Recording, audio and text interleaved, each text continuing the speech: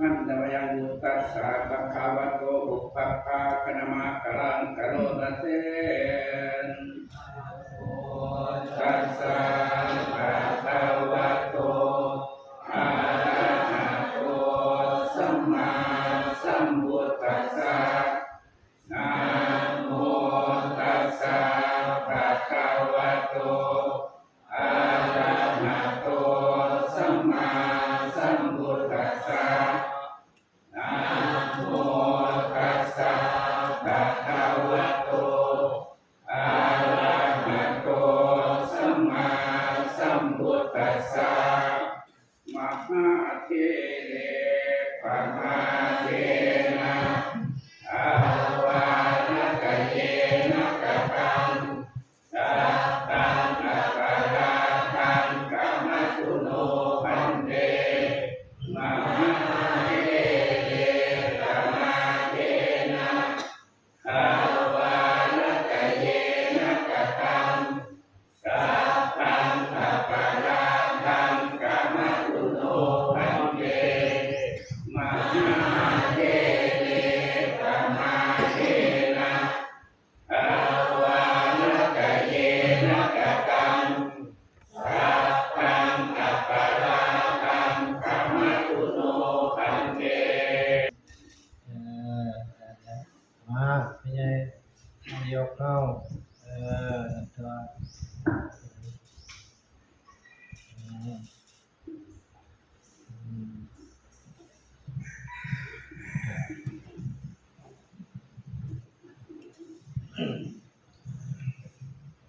อะหังขมามิตุมเอหิปิเมขมิตพัง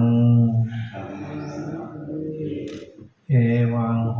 ตุเอวังโหตุกายกัมมังวจีกัมมังมโนกัมมัง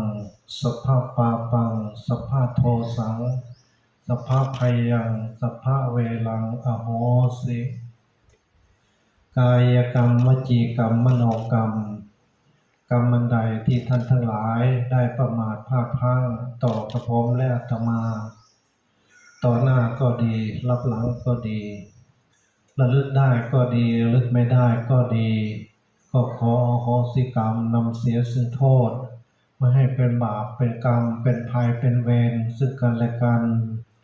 กายกรรมวจีกรรมมโนกรรมกรรมอันใดที่ผมได้ประมาทพลาดพลั้งต่อท่านทั้งหลายก็จงอโหสิกรรมให้ผมด้วยบุญกุศลอันใดที่ท่านทั้งหลายได้กระทำบำเพ็ญมาผมก็ขออนุโมทนาบุญกุศลใดที่ผมได้กระทำบำเพ็ญมาก็ขอแผ่ส่วนบุญกุศล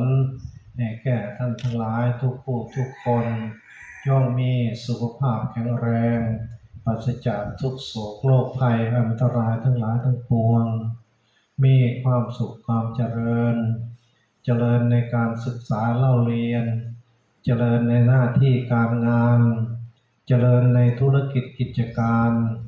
เจริญในศีลในธรรมค่ำจุนวัดวาพระศาสนาอายุวโนสุขังพลังสัพพสิทธิภวันตุเตสัพพสยังสัพพลาภังภวันตุเตลักขันตุนสุลักขันตุสัพพสิทธิภวันตุเตสัพพสยังสัพพลาภังภวันตุเตภวตุสัพพมังคารังขอสัพพมงคลจงมีแด่ท่านราคันตุสัพพเทวตาขอเหล่าเทวดาทั้งปวงจงรักษาท่านสัพพพุทธานุภาเวนะด้วยอานุภาพแห่งพระพุทธเจ้าทั้งหลายสัพพธัมมานุภาเวนะด้วยอานุภาพแห่งพระธรรมทั้งปวงสัพพสังฆานุภาเวนะด้วยอานุภาพแห่งพระสงฆ์ทั้งหลายสัทธาโสถีภวันตุเตขอความสุขสวัสดีจงมีแด่ท่านทุกเมื่อเทิน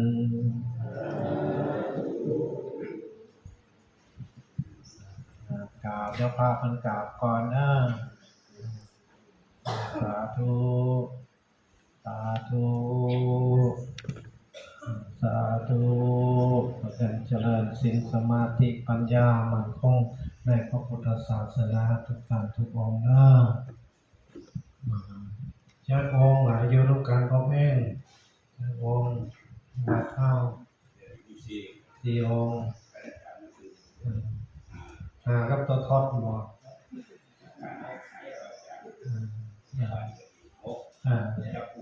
ที่บวชว่าเนี่ยบ่ท่านก็ดีเนาะหน่อยบ่ร้ายแต่วัดแต่ปอกเพี้ยนสามัคคีกันวัดใจพาหน่อยต้องขยันอดทนไปอยู่ซื่อๆหูไว้ตาไว้เบิ่งหันเบิ่งนี่ดูแลซอยกันจึงได้ถ้าบ่ดูแลซอยกันวัดกว้างวัดใหญ่ไปมันก็บ่สะอาดบ่เป็นระเบียบเรียบร้อยดีงามเมื่อต้นไม้ต้นไหลยังน้ำเป็นส่วนประกอบต้องเริ่มกันหนึ่งแค่เจดีย์วิหารน้ำแถ่ภาระร้ายแต่ที่จะดูจะแลเอาเป็นผู้น้อยผู้นมส่วนสู้ผู้เฒ่าผู้แก่เดี๋ยวนี้ก็อยู่3 องค์ครึ่งเนาะอันนี้คือบ่พอ4ปานใด3 องค์ครึ่งบ่เป็นหยัง3 องค์ครึ่งก็ได้หน่อยกับบ่มีปัญหากับมีศรัทธานำกันผมก็อยู่หน่อย2 องค์ 3 องค์แต่ว่าต่างคนต่างมีศรัทธาต่างคนต่างเอาใจใส่ใจซ่าในขอวัดปฏิบัติวัดว่าอารามก็สะอาดเป็นระเบียบเรียบร้อยทุกอย่าง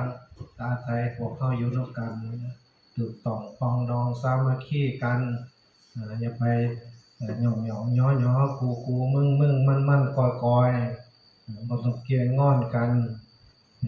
บอกกันย่ำใดเวลาใดทำมีหยังกิจวัตรอันใดจะได้ที่เราได้มาบวช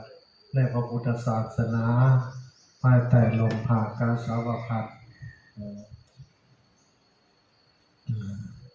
บวชเข้ามาอาศัยวัดก็ให้วัดได้อาศัยครูบาอาจารย์แต่ครูบาอาจารย์ได้อาศัยญาติโยมก็ให้ญาติโยมได้อาศัยเฮาพึ่งพาอาศัยกันต่างคนต่างอาศัยซึ่งกันและกันมีจิตใจ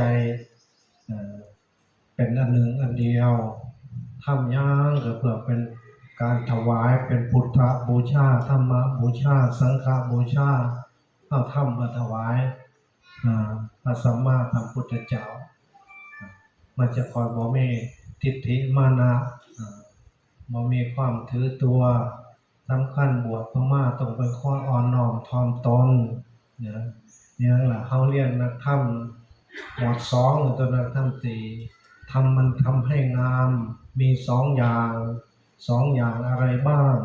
ขันติความอดทนโสรัจจะความเสงี่ยม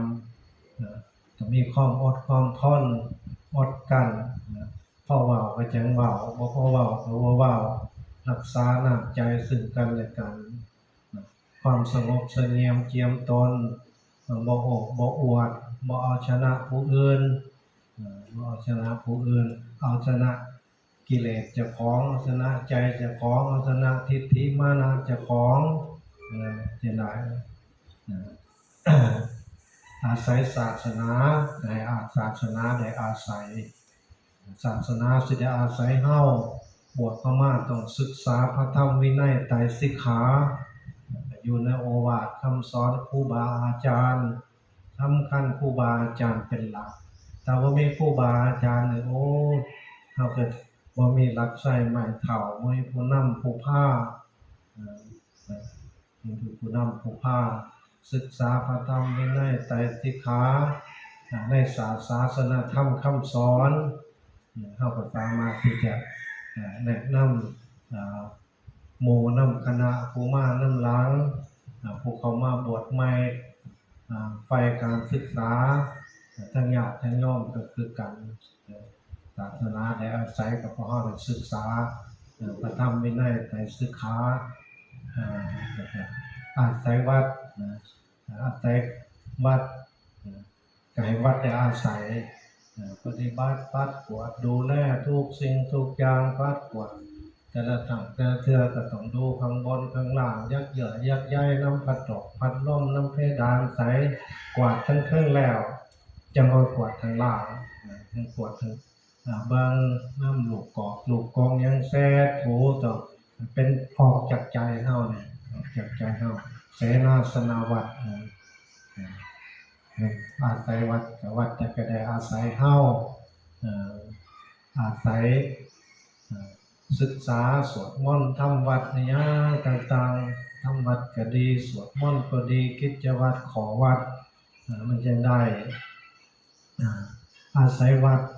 บ่ได้อาศัยนี่จะเป็นโทษเป็นไพ่เกินกับแก่กับหนูอีกเกี่ยม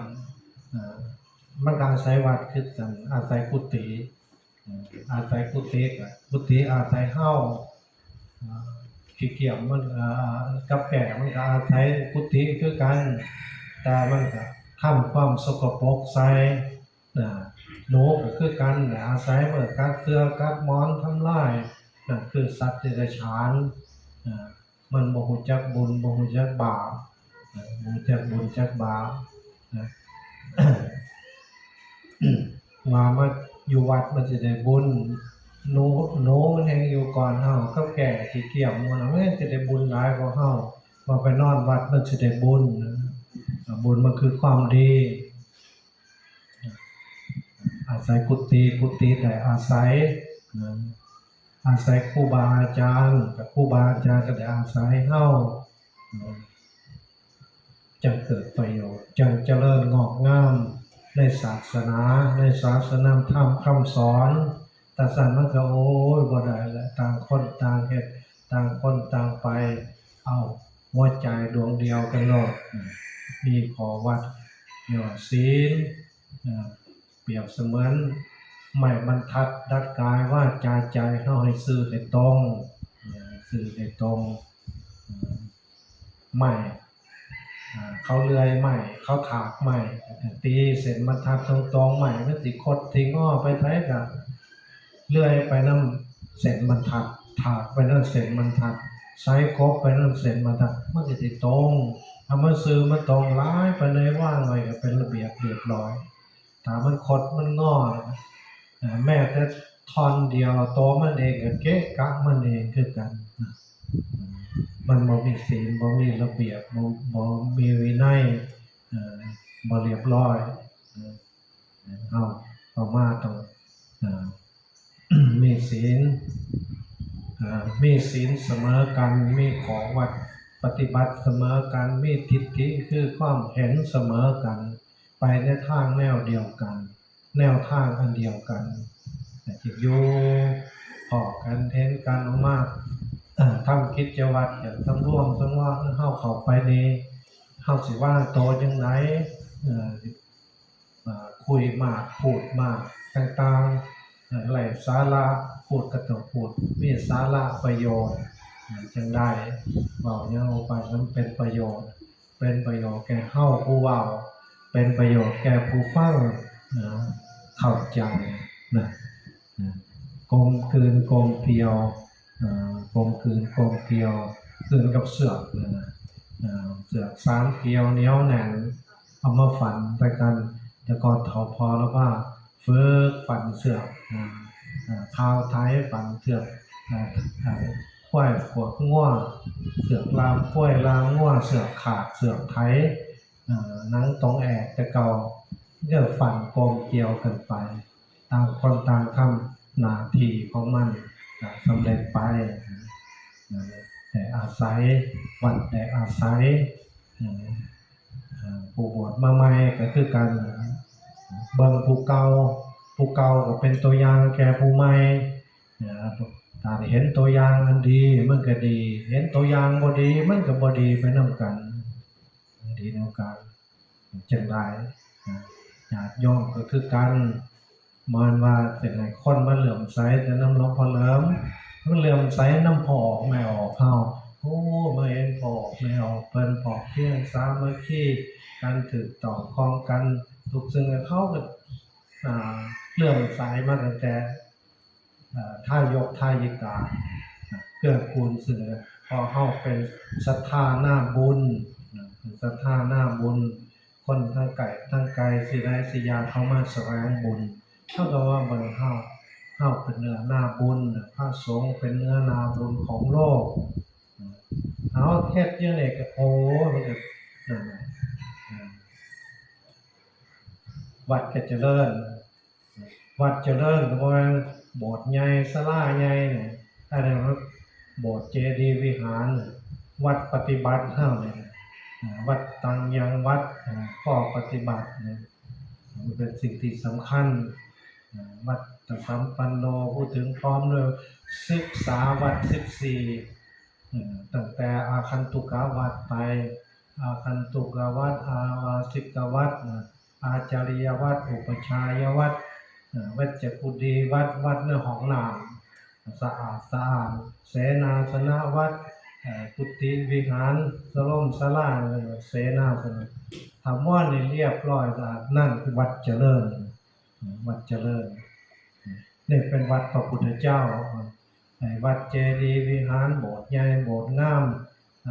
อันนั้นอันนี้นะมันเป็นของโลกเป็นส่วนประกอบอยู่ในโลกวัดจิตวัดใจวัดตังยังวัดขัดเกลากิเลสเท่าตัวนี้แหละมันเป็นสิ่งที่สำคัญ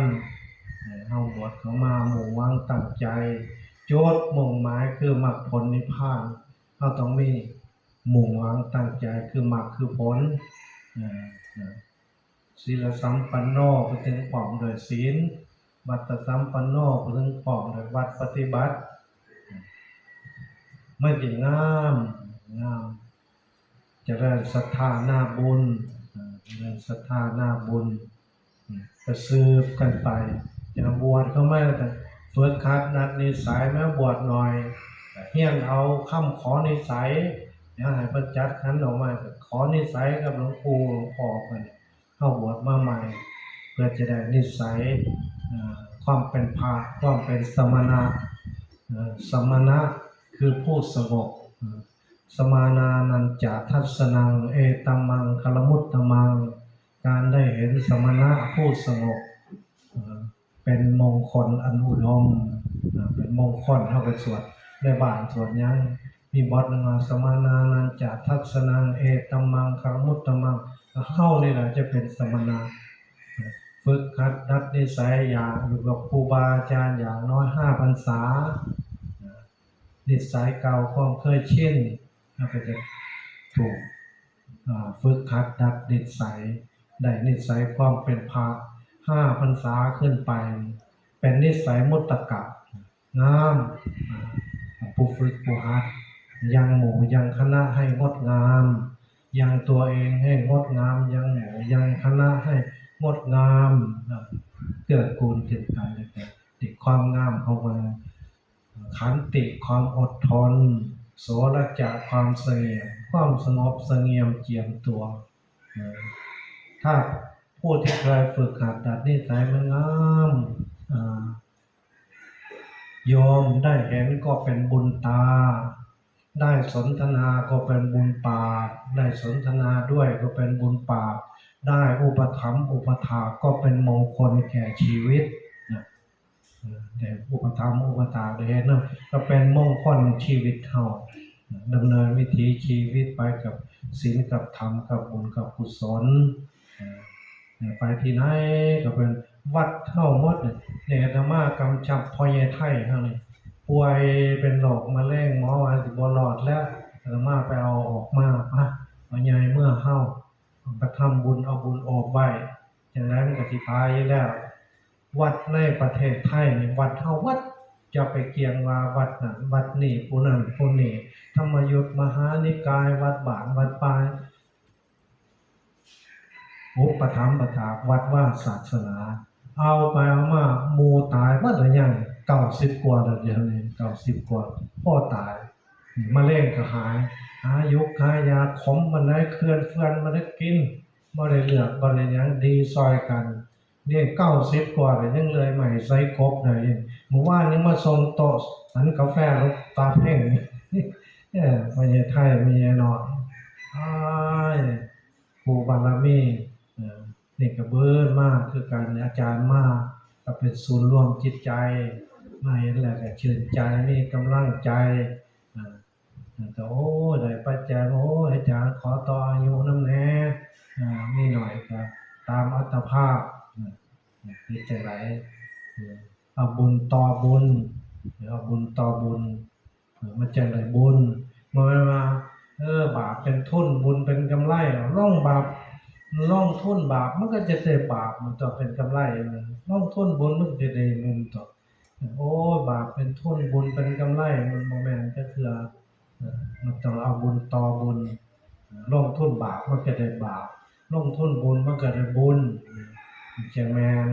จังได้มันก็เป็นกำลังจิตกำลังใจทำให้สุขภาพแข็งแรงอายุยืนอายุยืน90กว่าปีโอ้บ่แม่นธรรมดาก็คือแม่ใหญ่บุญโฮมเฮานี่แหละแม่ใหญ่โฮมเฮานี่สิเนี่ยเป็นแม่พระเป็นแม่วัดมีจิตใจเป็นพระจิตใจเป็นวัดเมตตาปราณีต่อพี่น้องลูกหลานไปมาแต่ก่อนก็โยมแม่ก็มาอยู่นำกันจนตายเนื่อมอยู่ทำภาวาริตพุ่นละแต่ด้วยบุพกรรมอาตมามีใส่ศาสตร์ใส่กรรมบัดเว้นแล้วก็ไปใส่บนไม้อีกไปใส่อยู่อำนาจเจริญเขาเดือยไกลก็หลายปีบัดกรรมบัดเว้นหันก็ไปใส่กรรมใส่เว้นอยู่พูนมันอยู่ปากช่องวัดป่าหกเขาผาจันทร์ไม่รู้ไม่ได้ก็ให้ครับเบิ่งอาทิตย์เป็นเอาเขาอันไว้โทรศัพท์ไว้ในโทรศัพท์วัดป่าหกเขาผาจันทร์เกิดขึ้นมาเฮาเห็นอย่างนั้นอาตมาว่านั่นดอกเฮ็ดบ่เป็นพวกเขาเฮ็ดเป็นวัดป่าหกเขาผาจันทร์อยากฟังเทศน์อาจารย์ก็เข้าไปหลวงพ่อทองจันทร์พุทธญาโนมันก็จะขึ้นมาก็ฟังเทศน์ได้มีเวลาฟังเปิดฟังย่ำนั่งภาวนาสมาธิเปิดอบรมสมาธิเบื้องต้นว่าแต่เรื่องอกจิตเรื่องใจเรื่องสมาธิกำหนดจิตกำหนดใจลงไปมันจะซอยให้เกิดความสงบบางทีนั่งซื่อๆมันเกิดความฝุ่งซ่านรำคาญว่าพุทโธพุทโธมันก็บ่พุทโธให้นั่นจะมันก็ปากโธไปตัวถีบตัวแดงมีเสียงเทศเสียงธรรมโมเมนเทศตลกโขก5เทศกำหนดจิตลงไปตามปฏิบัติไปตามนั่นแหละทำให้จิตใจยังเข้าสู่ธรรมได้ถึงสมาธิได้ถึงปัญญาได้ถึงศีลปฏิบัติจริงๆเข้าไปเรียนศีลสมาธิปัญญาผมว่าปฏิบัติเบิ่งแล้วโอ้มันต้องเริ่มต้นปัญญาศีลสมาธิปัญญาเห็นชอบคันบ่มีปัญญาก็รักษาศีลบ่ได้ถ้าบ่มีปัญญาก็ทำสมาธิก็บ่ถูกต้องมันต้องปัญญามาก่อนปัญญามาก่อนปัญญาศีลสมาธิมาเข้าไปเรียนเนี่ยหลักสูตรมันศีลสมาธิปัญญาเรียนกันนี่ซะมันเริ่มต้นแต่ศีลรักษาศีล5โอ้บ่ไปบ่มาจักเทื่อมันมาเริ่มฟังเทศน์ฟังธรรมครูบาอาจารย์ท่านผู้รู้เข้าใจมาเนี่ยโอ้มันเกิดปัญญาแต่ก่อนจะไปรักษาศีลได้บริสุทธิ์บริบูรณ์ศีล5ศีล8ศีล10ศีล227มันก็จากปัญญาศีลสมาธิมีปัญญาจึงรักษาศีลได้มีปัญญาจึงทำสมาธิประคับประคองจิตใจลงสู่ความสงบได้จริงๆก็อย่าลืมดังนั้นนี่ถ้าหากว่าเรากำหนดดูกำหนดรู้ลมหายใจเข้าหายใจออกพร้อมกับภาวนาพุทโธพุทโธระหว่างเนี่ยไม่ยายน้อยประหยัดเนี่ย อยู่คนเดียวนั่งสมาธิกับฟังเทศน์อาจารย์ไปนั่กับมองฟังเทศน์อาจารย์กับ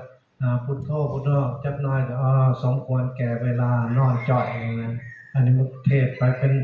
30 นาทีเป็นชั่วโมงหรือจะบอก2 ชั่วโมงนะก็มีนะมันก็ประคับประคองจิตใจไปนะเอาเสียงเทศน์เสียงธรรมเป็นตัวกองเก่าอบรมจิตใจลงสู่ความสงบอันนี้ก็บอกไว้ยังก็สนใจกัน3 โยมอาทิตย์ลูกศิษย์ก็บ่แม่นอื่นไกลหรอกคนไทยสกลเท่านี้แหละคนพุทธบาทเท่านี้ล่ะ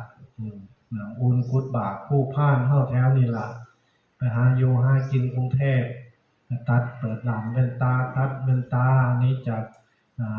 ความยากจนก่อนแข่นบ้านเฮาหากินอยู่ในเมืองในหน้า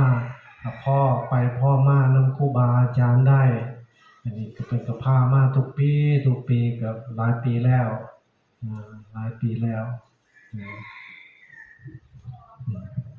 ยังก็ถามปัญหาบ่บันหูกว้างตาไกลเฮาบ่จักหยังดอกอาตมาบ่ได้ไปสังคมออนไลน์บ่ได้ไปสังคมออนไลน์บ่ได้รู้จักเรื่องนั้นเอาแต่ตอนนั้นเป็นหน้าที่เขาเฮ็ดเขาทำเขาเผยแผ่พัฒนาแผ่บุญกุศลคุณงามความดีแผ่สติปัญญาก็เป็นประโยชน์ใส่ปัญญาวิชาให้เป็นประโยชน์ใส่เพื่อประโยชน์เพื่อความสุขแก่ข้าพเจ้าทั้งหลายแก่ญาติของข้าพเจ้าทั้งหลายก็ยังว่าอีกอยู่สิ่งใดที่จะเป็นประโยชน์บวชเข้ามาแล้วรู้จักบาปจักบุญจักคุณจักโทษจักประโยชน์รู้จักบาปก็ละบาปรู้จักบุญก็บำเพ็ญบุญผู้ใดมีบุญมีคุณรู้จักคุณตอบบุญแทนคุณรู้จักประโยชน์ก็ทำประโยชน์รู้จักโทษก็ละโทษสิ่งเหล่านั้นบวชมาอย่างน้อยรู้จักบาปจักบุญจักคุณจักโทษจักประโยชน์เท่านี้แหละครับบ่มีปัญหาดำเนินวิถีชีวิตไปได้ตามอัตภาพของภัยของมันอเมริกาเวลาของเฮาก็ล่วงเลยมาพอสมควร10 โมงกว่าตัวนี้เรื่องธรรมดาเลยเพื่อเป็นการบริหารเวลาเดี๋ยวรับ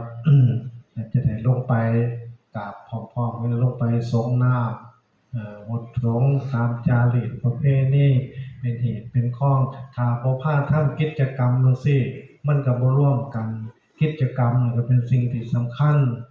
ถ้าบ่มีกิจกรรมหยังมันก็บ่มาหากันมีการทำบุญมีการหนังดีมีเวียกมีงานก็เสียสละมาหากันนะครับพอสมควรแก่เวลาให้โอวาทมาน้องตาหันตมยังโอวาทกถาได้อยู่บ่ล่ะหันตมยังโอวาทกถาสาธุกาลังทธามะเสแล้วก็สาธุพร้อมกันเบิดนึงก็ถูกต้องเบิ่ง